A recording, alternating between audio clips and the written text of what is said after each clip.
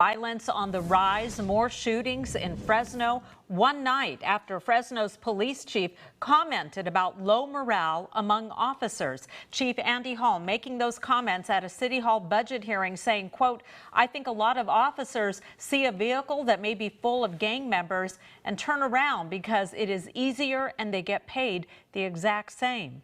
But today, we're hearing the department is making strides against that surge in gang violence. Our Medeiros Babb live with what the department heads have to say about the situation. Medeiros. The police department has started a new gang operation. It's headed by Captain Mark Salazar, and he says since it began last week, there have been around 60 arrests. But we need to stop the bleeding, we need to stop the shootings, and we need to stop the violence.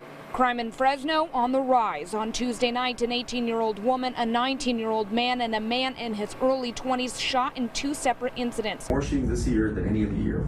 Fresno Police Captain Mark Salazar says there has been over 540 shootings in 2020. There's a spike in shootings, and now we have a spike in murders.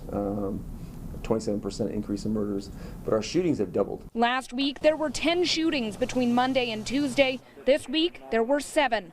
Police Chief Andy Hall saying on Tuesday that some officers feel overwhelmed.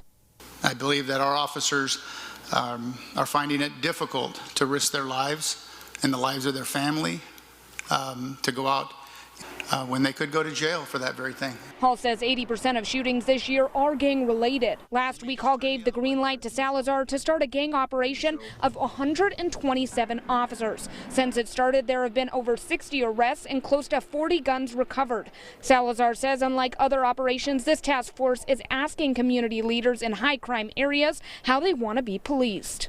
Our community is rallying behind this, and they're tired of it, right?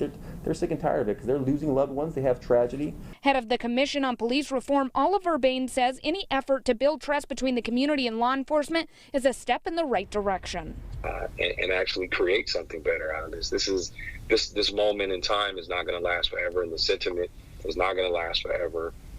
And so hopefully we take advantage of that and build upon what's possible and take advantage of the opportunity that we see before us.